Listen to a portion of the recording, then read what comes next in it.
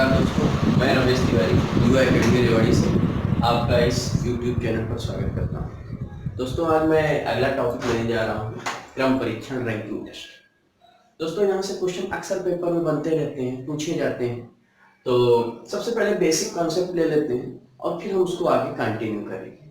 तो जैसे ये हमने ले लिया, कोई पंक्ति होगी तो उसके दो सिरे होंगे, एक दाहिना और एक बायां। इस दाएं और बाएं का निर्धारण हम अपने अकॉर्डिंग करेंगे। जैसे ये बोर्ड है, हमारा दायां हाथ तो दायां सिरा, राइट बोल सकते हो। दूसरा ये बायां हाथ तो बायां सिरा, लेफ्ट बोल सकते हो। तो जैसे हमारे लिए बोर्ड है और आपके लिए आपकी कॉपी होगी, हमारा दायां हाथ दायां सिरा और ये बायां हाथ बायां सिरा। कोई व्यक्ति एक्स यहाँ पर बैठा है तो उसका स्थान कहा गया बाएं सिरे से 22वां और दाहिने सिरे से 18वां। लेकिन दोस्तों, अगर कोई व्यक्ति y और z भी यहाँ बैठ जाए, मान लो ये y हो गया, ये z हो गया, और y के लिए पूछ लिया जाए कि y, तो ये y x के बाईं ओर है, ये y z के भी बाईं ओर है। और अगर ये z की स्थिति देखें हम तो z x के दाहिनी ओर है और ये z y के भी दाहिनी ओर है। तो दोस्तों, इसमें दो बातें चलती हैं। किसी व्यक्ति का जो स्थान है वो दाहिने बाएं सिरे से क्या है और किसी व्यक्ति का दायां और बायां। अब आते हैं दोस्तों क्वेश्चन पर। कैसे क्वेश्चन इस पर बनते हैं? कह रहा है किसी पंक्ति में x का स्थान बाएं सिरे से 22वां है तथा दाहिने सिरे से 18वां है, तो बताइए इस पंक्ति में कुल कितने लोग। तो हम करेंगे क्या, जैसे x का स्थान बाएं सिरे से 22वां है और दाहिने से 18वां है, तो अब दाहिने से हम 18वां नहीं लेंगे बल्कि क्या लेंगे, 17 लेंगे। तो 22 और 17 का जोड़ कितना हो जाएगा, 39। ये दोस्तों हमने कम क्यों किया, उसका कारण जान लीजिए। जैसे x का स्थान बाएं से 22वां है, अब x तो एक ही पर्सन है, एक ही व्यक्ति है, तो चूंकि अगर हमने बाएं से उसका 22वां स्थान ले लिया, अब दाहिने से जब 18वां लेंगे तो x ही वो कैंडिडेट है जो दाहिने से 18वां है, मतलब 18वें स्थान पर x आ रहा है। तो 18वें नंबर को दोबारा लेने की आवश्यकता नहीं है। अगर हम ऐसा करते हैं तो हम x को 2 बार काउंट कर लेंगे। तो किसी भी पंक्ति में किसी भी व्यक्ति को हम 2 बार नहीं गिनेंगे, तो इसलिए हमने 18 न लेकर के 17 लिया। तो 22 और 17 का जोड़ 39। या आप ऐसा नहीं करना चाहते हो तो एक फार्मूला इसके लिए बनता है, total equal to right plus left minus 1।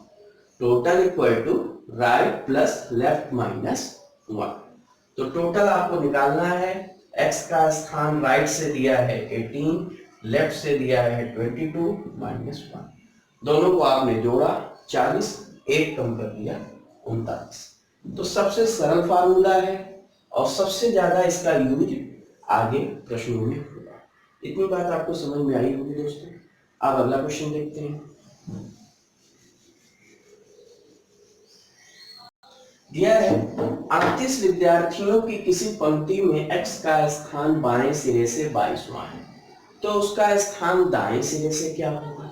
तो देखिए दोस्तों, ये पंक्ति जिसमें कितने कैंडिडेट, 38 कैंडिडेट, x का स्थान क्या है, बाएं सिरे से 22वां। अब अभी थोड़ी देर पहले हम लोगों ने एक फार्मूला पढ़ा, total equal to right plus left minus 1। तो टोटल की जगह हमने क्या लिख दिया, 38, एक साइड से 22, दूसरी साइड से नहीं पता, -1।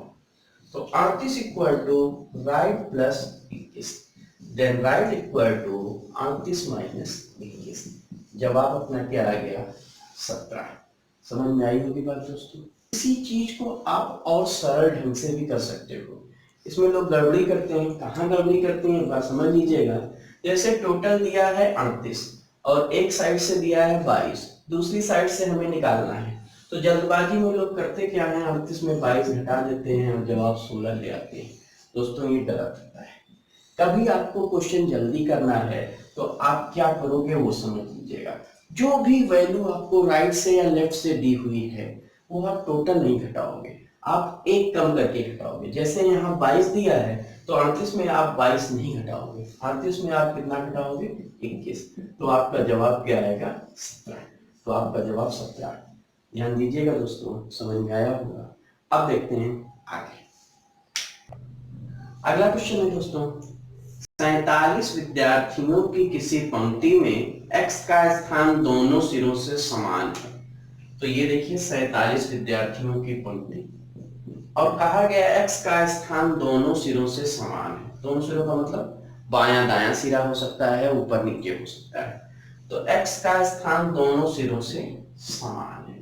तो हमने यहाँ पर मान लिया दोनों सिरों से उसका स्थान x1, इधर से भी x है, इधर से भी x है।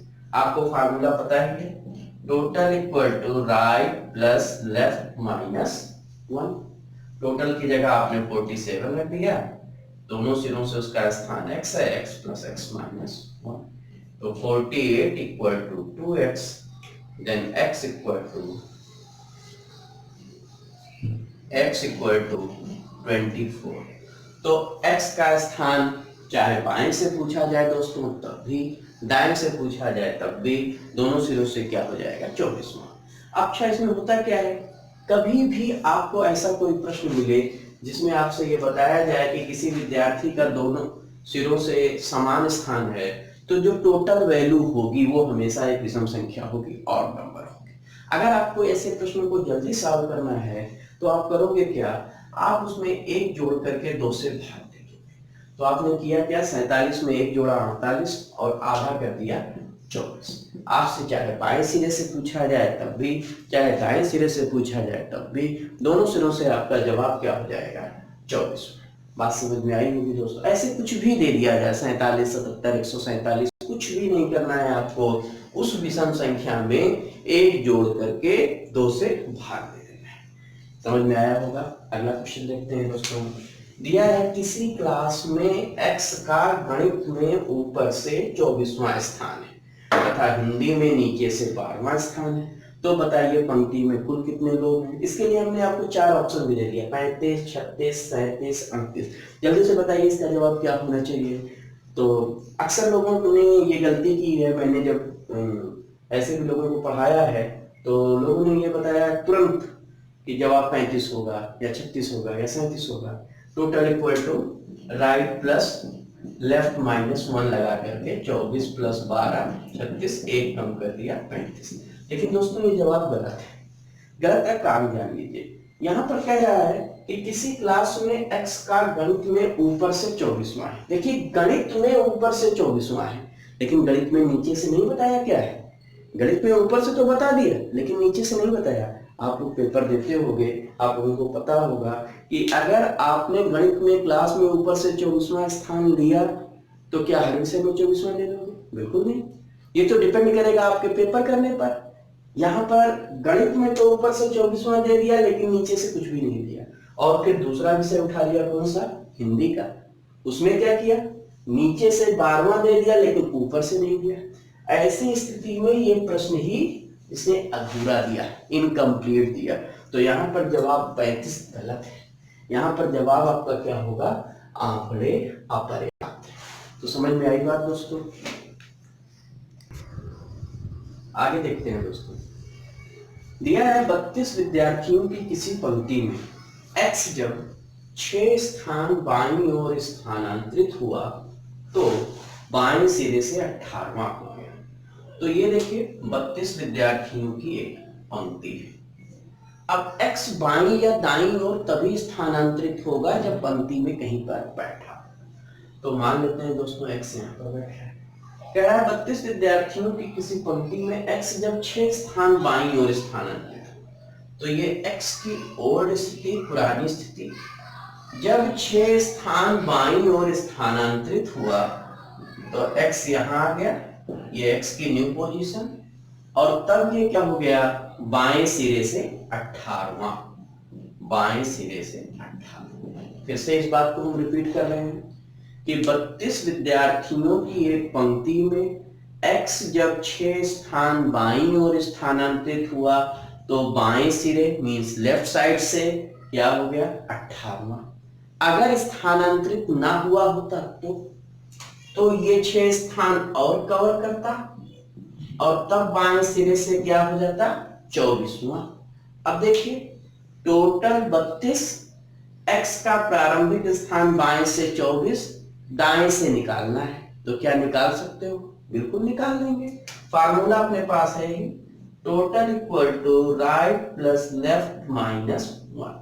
टोटल की जगह 32, एक साइड से 24, दूसरी साइड से x minus 32 equal to 23 plus x, then x equal to 32 minus 23, क्या आ जाएगा? 9। ये तो जेन्युइन तरीका हुआ। दूसरा, अगर जल्दी सॉल्व करना है तो x का स्थान प्रारंभिक बाएं सिरे से 24 दाएं से निकालना है। तो 32 में हम लोग कितना घटाएंगे? 24 या 23? 24 गलत होगा, बताया था हमने कि अगर टोटल वैल्यू दी हुई हो, एक साइड से वैल्यू दी हुई हो, दूसरी साइड से निकालना है, तो जो वैल्यू एक साइड से दी हुई है आप पूरा नहीं घटाओगे, क्या करोगे? एक कम करके घटाओगे। तो 32 में हम 24 नहीं घटाएंगे, बल्कि कितना घटाएंगे? 23। तो जवाब अपना क्या आएगा? 9। समझ में आया होगा दोस्तों। x का स्थान दाहिने सिरे से क्या हो गया? 9। अगला क्वेश्चन देखते हैं। दिया हुआ है किसी पंक्ति में x का स्थान बाएं सिरे से 15वां है। किसी पंक्ति में x का स्थान बाएं सिरे से 15वां है तथा y का स्थान दाएं सिरे से 22वां है। x का स्थान बाएं सिरे से 15वां है तथा y का स्थान दाएं सिरे से 22वां है। x लेफ्ट साइड से 15 और y राइट साइड से 22। जब ये आपस में अपना स्थान बदलते हैं, स्थान बदलने का मतलब दोस्तों x y के स्थान पर जाता है और y x के स्थान पर। तो जब ये आपस में अपना स्थान बदलते हैं तो x का स्थान बाएं सिरे से 23वां हो जाता है। x का स्थान बाएं सिरे से क्या हो जाता है? 23वां। अब x यहां से उठकर यहां आया तो y यहां से उठकर यहां गया। अब x का स्थान बाएं से हो गया 23, तो दाएं से क्या होगा? चूंकि x y पर आ रहा है, इसका मतलब जो स्थान y का पहले रहा होगा अब किसका हो जाएगा? x का हो जाएगा। मींस x का स्थान दाहिने से कितना हो जाएगा? 22। तो अगर आपसे पूछा गया कि बताइए इस पंक्ति में टोटल कितने लोग हैं, आपके लिए बिल्कुल आसान, 23 प्लस 22 माइनस 1। 23 और 22 का जोड़ 45, एक कम कर दिया 44। या इसके लिए दोस्तों एक फार्मूला है, नोट कर लीजिएगा। टोटल इक्वल टू एक की नई स्थिति प्लस दूसरे की पुरानी स्थिति माइनस 1। अब यहां पर नई स्थिति किसकी है? x की। कितनी है? 23। पुरानी स्थिति किसकी है? y की। कितनी है? 22 माइनस 1। तो 23 और 22 का जोड़ 45, एक कम कर दिया 44।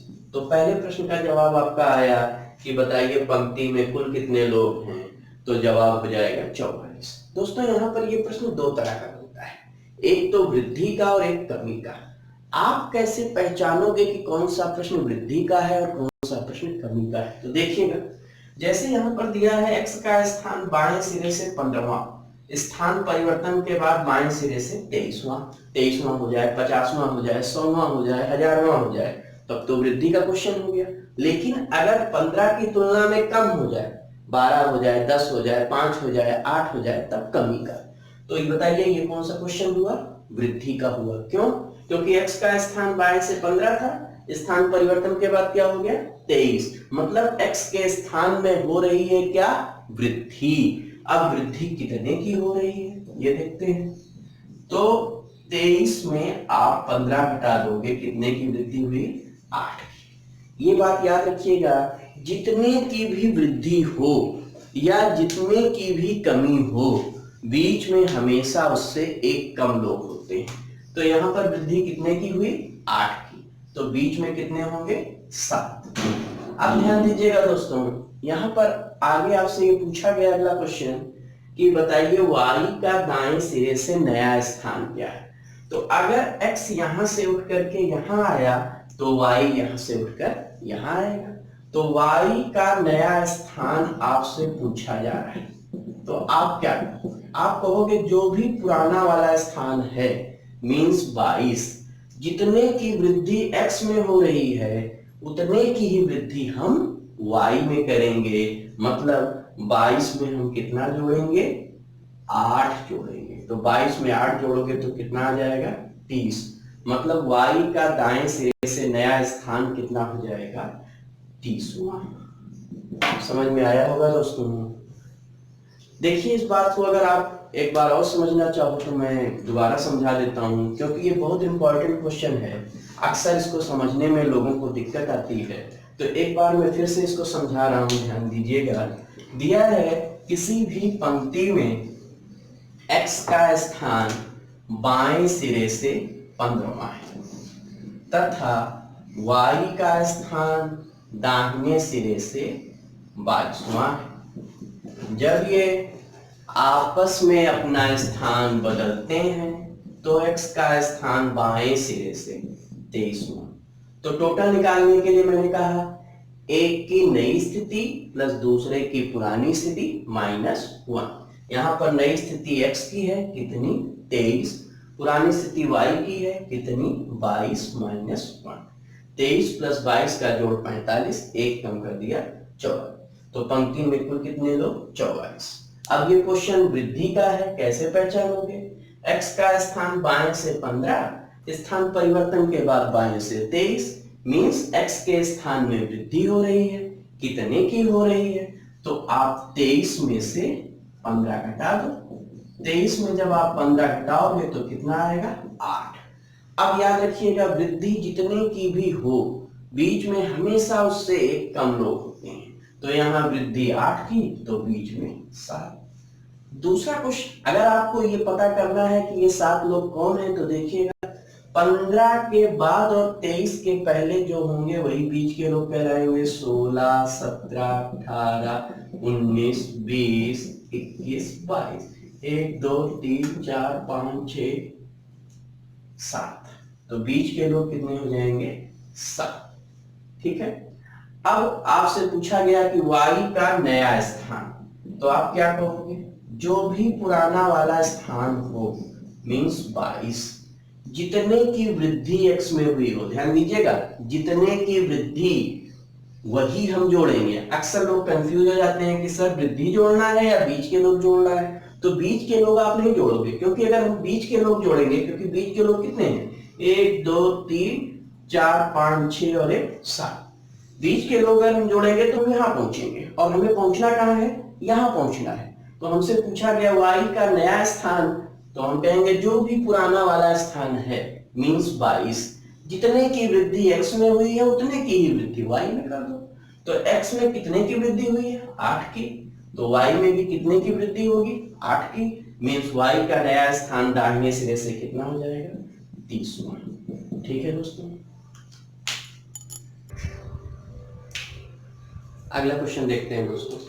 कह रहा है किसी पंक्ति में x का स्थान बाएं सिरे से 19वां है। x का स्थान बाएं सिरे से 19वां है तथा y का स्थान दाएं सिरे से 16वां। किसी पंक्ति में x का स्थान बाएं सिरे से 19वां तथा y का स्थान दाएं सिरे से 16वां है। ठीक है। इस बार मैंने ऐसा क्यों किया? तो देखिए, कह रहा है x का स्थान बाएं सिरे से 19वां है तथा y का स्थान दाएं सिरे से 16वां है। जब ये आपस में अपना स्थान बदलते हैं तो x का स्थान बाएं सिरे से क्या हो जाता है? 12वां। तो x का स्थान पहले तो था 19वां और स्थान परिवर्तन के बाद क्या हो गया? 12वां। इसका मतलब x अपनी ही ओर वापस लौट आया।